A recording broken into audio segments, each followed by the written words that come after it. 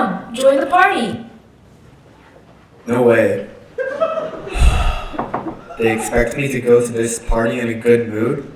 My father is throwing a celebration for my younger brother because he has decided to show his face at home for the first time in ages. It escapes me how my father has accepted his return, let alone wants to celebrate it. You see, my brother deserves to be punished.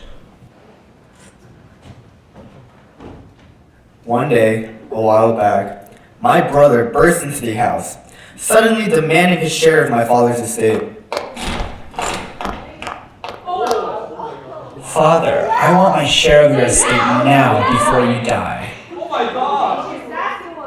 I was aghast. That was actually really disrespectful of my younger brother, because in asking for the inheritance, he was basically implying that our father should die soon. Our father is kind, so despite the insult, he divided the inheritance. My brother grabbed the money and dashed off, ready to squander it all on gambling, women, partying, and even more women. That day, I stood at the threshold, watching him go.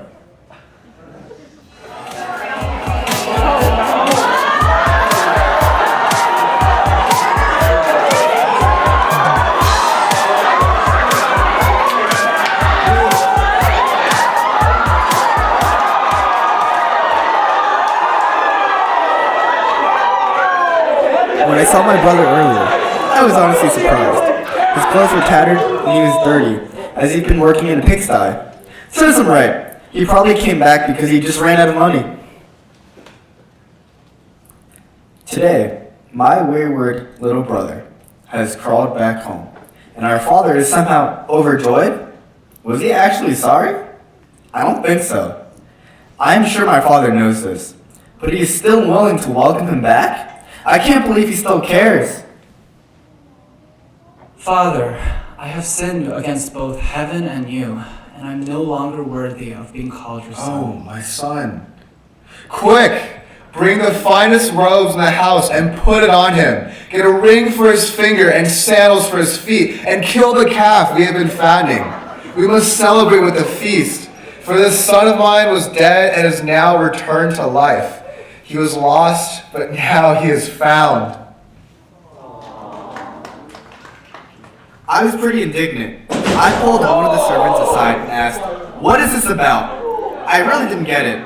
Why shower him with attention when all we did was waste our father's money with such recklessness? All my life, I've diligently woken up in the morning every single day to oversee our father's calves, do this, do that, etc., etc.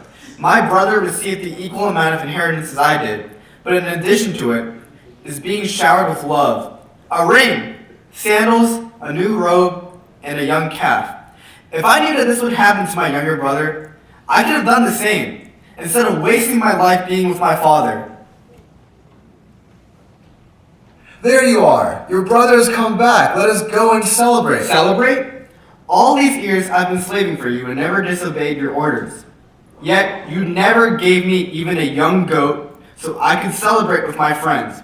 But when this son of yours, who has squandered your property with prostitutes, comes home, you killed a fattened calf for him. Son, you are always with me, and everything I have is yours. But we had to celebrate and be glad, because this brother of yours was dead and is alive again. He was lost and is found.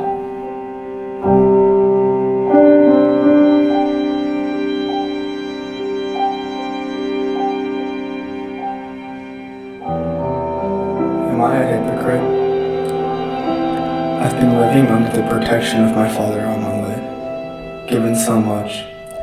But have I been self-righteously working at his fields, unable to see my father's unconditional love and grace for me? Then who am I to say that the grace that my brother received is unfair? Because I also received what others would say is unfair grace. And as I worked diligently, day by day, maybe I forgot that the joy of simply being in my father's home is the best thing I could ever have, and I lack nothing.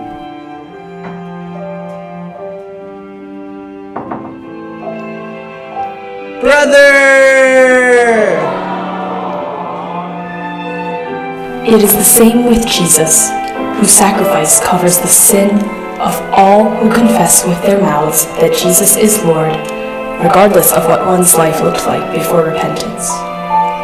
And Jesus never complained to God about how those who are saved by his sacrifice unfairly received a share in God's kingdom, but he was perfectly holy and righteous.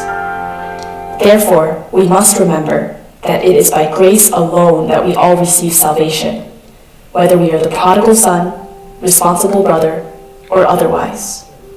And we may still perceive this as unfair, but it is better than fair to spend eternity with him.